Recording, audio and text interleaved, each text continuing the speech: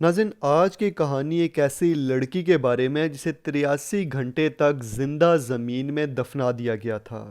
ہوش میں آتے ہی جب اس نے محسوس کیا کہ وہ مٹی کے نیچے ایک قبر میں دفن ہے تو اس پر گھبراہٹ کا شدید دورہ پڑا۔ اس نے چیختے چلاتے اس باکس میں پیر مارنا شروع کر دیے جس میں وہ قید تھی، مگر اس سے کوئی فرق نہیں پڑا۔ وہ بے چینی سے روتے ہوئے گزرے ہوئے واقعات کو یاد کرنے کی کوشش کرنے لگی۔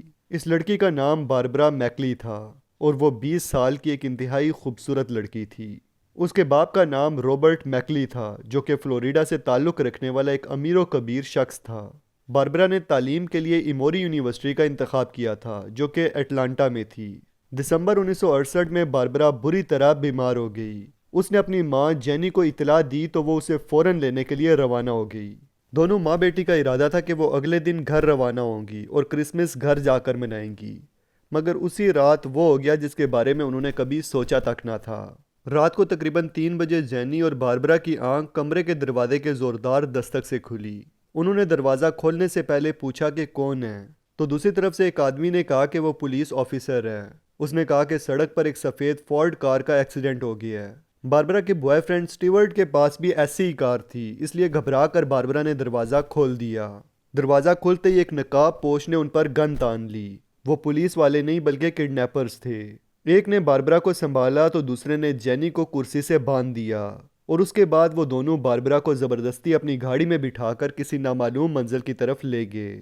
روڈ وے ہوٹل سے تقریباً 50 کلومیٹر دور آنے کے بعد کڈنیپرز نے گاڑی روکی اور باربرا کو نیچے اتارا۔ وہ جس جگہ اترے تھے وہ ایک جنگل تھا۔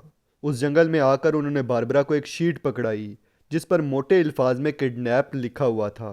اس کے بعد انہوں نے باربرا کی کچھ پکچرز کھینچیں اور اسے ایک گھڑے کے قریب لے گئے جہاں فائبر گلاس کا ایک باکس نما تابوت رکھا ہوا تھا۔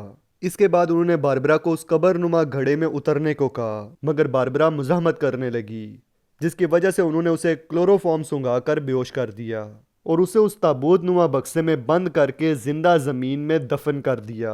دوسری طرف جینی نے رابرٹ اور ایف بی آئی کو اغوا کی اطلاع دے دی۔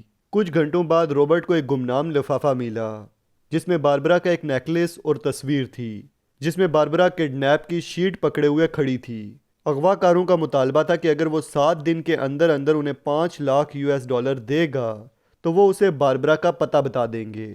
یہ رقم آج کے تقریباً $4.5 ملین کے برابر تھی، مگر رابرٹ کے لیے اپنی بیٹی سے بڑھ کر کچھ بھی نہیں تھا۔ سب کو اب باربرا کی فکر تھی کہ جانے وہ اب زندہ بھی ہوگی یا نہیں۔ وہ اس بات سے بالکل انجان تھے کہ اسے زندہ دفن کر دیا گیا تھا، لیکن اسے اغوا کرنے والوں نے پوری پلاننگ کے ساتھ اسے دفنایا تھا۔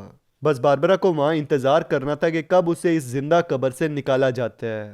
ناظرین، پریشان اور فکر مند رابرٹ نے ایف بی آئی کے آگے ہاتھ جوڑ دیے کہ وہ اسے کڈنیپرز تک پہنچنے دیں۔ اس نے ایک بار پھر کڈنیپرز سے رابطہ کیا اور تاوان دینے کی کوشش کی۔ فائنلی 20 دسمبر کو تاوان کی رقم ادا ہو گئی اور 12 گھنٹے بعد کڈنیپرز نے پولیس والوں کو ایک گمنام کال کے ذریعے باربرا کی موجودگی کے متعلق کچھ اشارے دیے، جن کی مدد سے ایف بی آئی کے 2 ایجنٹ اس جگہ پہنچ گئے اور انہوں نے اس قبر نما گھڑے کو کھود نکالا جس میں باربرا بے ہوش پڑی تھی۔ اس وقت اسے قبر میں دفن ہوئے 83 گھنٹے یعنی 83 ہارز گزر چکے تھے۔ اس کی حالت بہت خراب ہو چکی تھی، اس لیے اسے فوراً ہاسپٹل پہنچا دیا گیا۔ بعد میں جب پولیس مختلف نشانیوں کی مدد سے اغوا کاروں تک پہنچی تو 2 نام سامنے آئے۔ ان میں سے ایک نام تھا گریس سٹیون کرسٹ اور دوسری اس کی گرل فرینڈ تھی جس کا نام تھا روتھ ایزمن۔ کرسٹ ایک عادی مجرم تھا۔ پولیس نے 22 دسمبر کو اسے پکڑ لیا اور بعد میں اسے عمر قید کی سزا ہو گئی، جبکہ اس کی گرل فرینڈ روتھ جو کہ یونیورسٹی آف میامی میں میرین بائیولوجی کی اسٹوڈنٹ تھی 3 مہینے تک پولیس سے چھپتی رہی اور آخرکار پکڑے جانے کے بعد اسے بھی 7 سال کی قید کی سزا سنا دی گئی۔ یوں باربرا کیس کی فائل ایک منطقی انجام تک پہنچ گئی۔ ناظرین، اس کیس سے ہمیں یہی سبق ملتا ہے کہ لالچ اور ہرس انسان کو کس طرح ایک برے انجام سے دوچار کر دیتے ہیں، لہٰذا ان سے دور رہنا ہی بہتر ہے۔ امید کرتا ہوں کہ آپ کو آج کی ویڈیو اچھی لگی ہوگی، تو ویڈیو کو لائک، کمنٹ اور شیئر ضرور کریں۔ جلدی ملتے ہیں ایک نئی ویڈیو کے ساتھ، تب تک کے لیے اپنا اور اپنے پیاروں کا خیال رکھیے گا۔ فی امان اللہ۔